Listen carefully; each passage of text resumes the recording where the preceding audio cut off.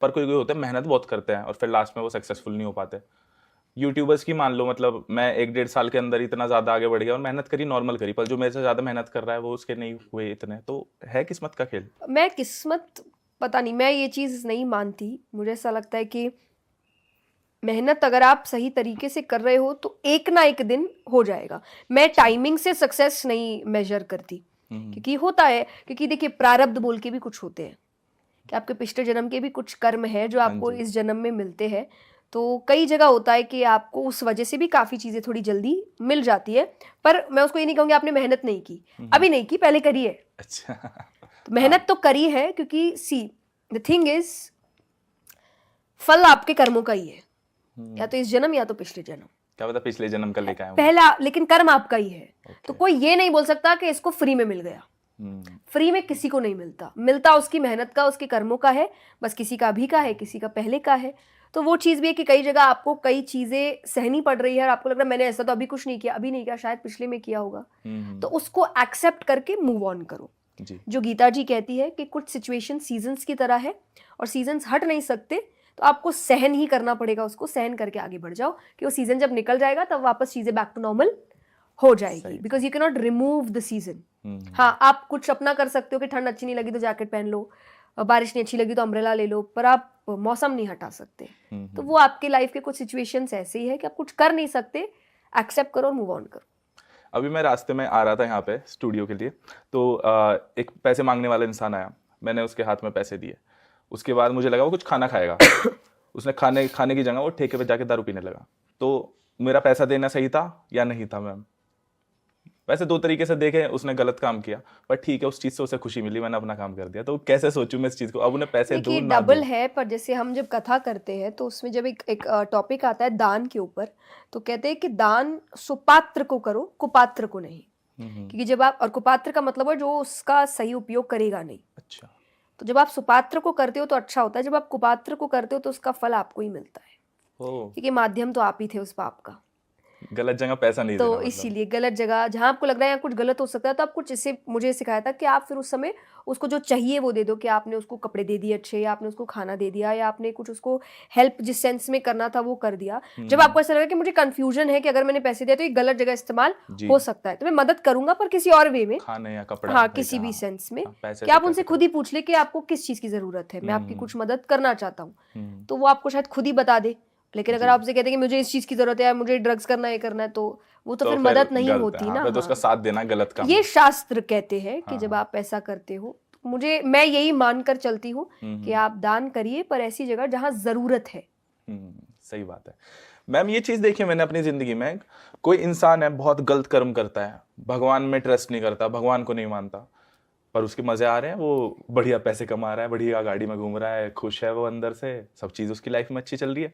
कोई बेचारा अच्छे कर्म भी कर रहा है, भगवान जी को मान रहा है, डेली माथा टेकता है, सब अच्छा अच्छा करता है, वो फिर भी दुखी है। क्यों ऐसा? देखिए, पहला तो 2 चीज़ों में मैं इसको 2 सेक्शंस में बांटती हूँ। भगवान को जो नहीं मानता वो काम अच्छे से नहीं कर सकता, ये नहीं होता।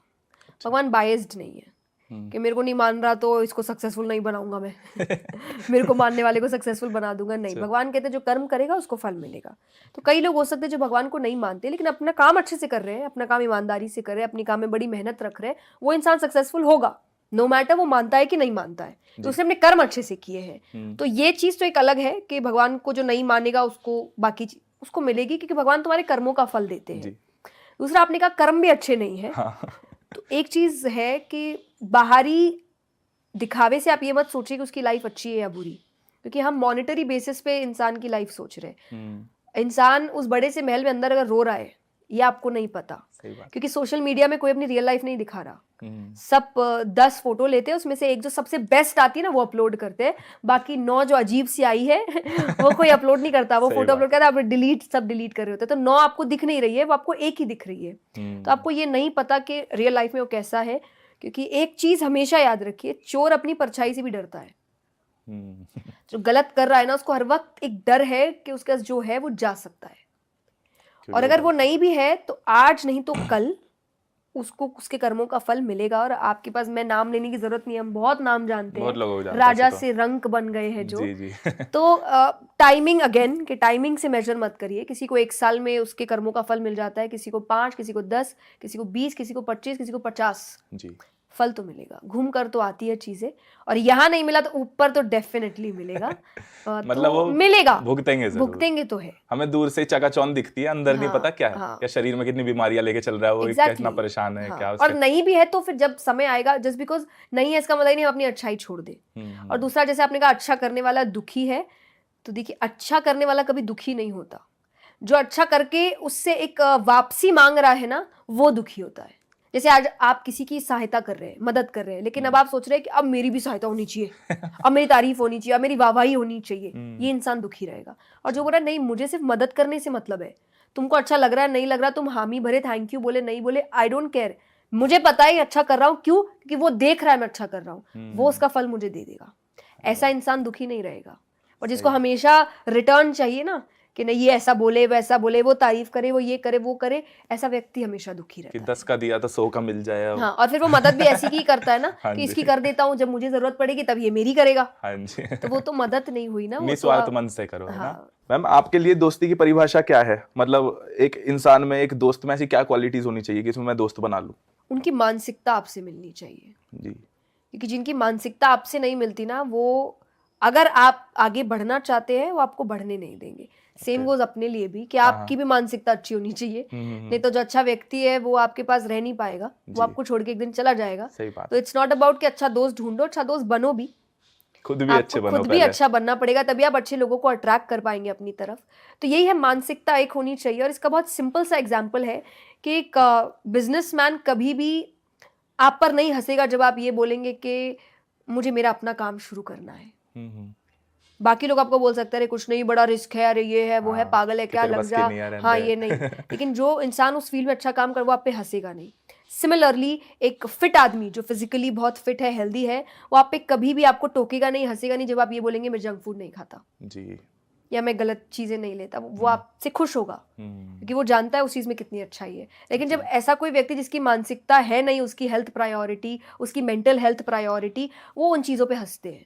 जैसे कई अगर कहेंगे मैंने मेडिटेशन शुरू किया है, जो जानता है कि मेंटल हेल्थ कितनी प्रायोरिटी होती है, वो आप पे हंसेगा नहीं, वो आपको बोलेगा अच्छी चीज़ है, मुझे भी बताना यार अगर सब ठीक। लेकिन जिसके लिए है नहीं, वो हंसेगा, हाँ ये ड्रामे शुरू कर दिए, अच्छा अब ध्यान करेगा ना, अब ये करेगा ना, क्योंकि उसके लिए वो प्रायोरिटी है ही नहीं जी। तो ऐसा इंसान एक साथ नहीं चल सकता, एक ना एक बार, एक ना एक तो इधर उधर जाएगा। तो इट्स बेटर कि आप ऐसे लोगों को चुनिए जिनकी मानसिकता आपसे मिलती है।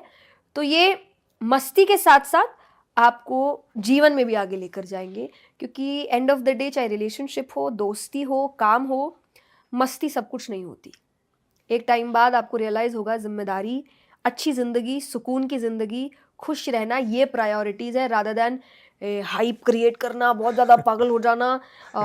ये चीज़ें बहुत कुछ यंग डेज में आपको अच्छी लगती है, अंत में तो सबको शांति ही चाहिए। सही बात है मैम। मैम कोई इंसान भक्ति की ओर जा रहा है पर वो एक मॉडर्न जिंदगी भी जी रहा है, शहर के अंदर रह रहा है पर भक्ति में भी, तो अगर मैं आपसे पूछूं तो आप अपनी भक्ति और मॉडर्न जिंदगी को कैसे बैलेंस करके चलते हो? मैं हर काम ये सोच कर करती हूँ कि मेरे भगवान को कैसा लगेगा। अच्छा तो अगर आपको जवाब मिलता है कि मेरे भगवान को अच्छा लगेगा तो आप कर लीजिए, अगर आपको जवाब मिलता है मेरे भगवान को अच्छा नहीं लगेगा तो आप मत करिए। तो मॉडर्न होने में कोई खराबी नहीं है। मॉडर्निज्म और भक्ति, मॉडर्निज्म और सादगी, मॉडर्निज्म और अच्छाई, ये दोनों एक साथ चल सकती है जब आपको पता होगा कि आपको बैलेंस्ड वे में काम करना है। हमारे पेरेंट्स हमें कहते थे अति अंतता क्षति, किसी भी चीज़ की अति अच्छी नहीं होती, एक्सट्रीम जाना अच्छा नहीं होता। तो जब आप मैच्योरिटी से, ग्रेसफुल तरीके से, बैलेंस्ड वे में हर काम करते हैं तो आप भक्ति, modernism, career, relationship, enjoyment, entertainment, सब कुछ एक थाली में रखकर चल सकते हैं। और भरी हुई थाली ऐसे भी अच्छी लगती है। आज आपको कोई अच्छी थाली जिसमें सारी सब्जियां हैं, अलग अलग तरीके का, तो आपको अच्छा ही लगता है ना। वो जिंदगी भी वही है कि हर तरीके की सब्जी होनी चाहिए, थोड़ी 2-3 अलग अलग रोटियां होनी चाहिए, 1-2 मीठा होना चाहिए। जी। तो बैलेंस्ड वे में काम करिए तो हर चीज साथ चल सकती है।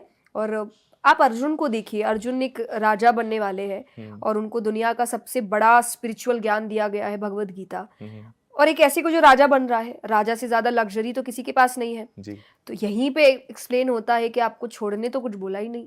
सही यहाँ तक कि गीता जी में अर्जुन जरूर कह रहे मैं छोड़ देता हूँ, वन चला जाता हूँ, नहीं लड़ता हूँ, और भगवान कह रहे तो कायरो वाली हरकत है कि भाग जाना इन चीजों से। जी तो वो तो और बोल रहे कि नहीं, तुम हारोगे तब भी तुम्हारी जीत, और जीतोगे तो तुम प्रजा का काम करोगे, राजा बनोगे। पर राजा बनने के बाद और भी चीजें, आपको पता है लग्जरी कितनी है, पैसा कितना है, ऐश्वर्य कितना है। हाँ जी छोड़ने को तो कुछ बोला ही नहीं गया आपको, कमल बनने को बोला गया है। इसी कमल पे आप पानी का ड्रॉप देखिए, वो कमल उसको ऑब्जर्व नहीं करता, लेकिन पानी से दूर भी नहीं हटता, हाँ जी। रहता वहीं पे है। तो रहेंगे यही, पर हावी नहीं होने देंगे कि इन चीज़ों से हमें परेशानी होने लग जाए। तो पैसे कमाइए, पैसे को अपने ऊपर हावी मत होने दीजिए। एंजॉय करिए, एंजॉयमेंट को अपने ऊपर हावी मत होने दीजिए।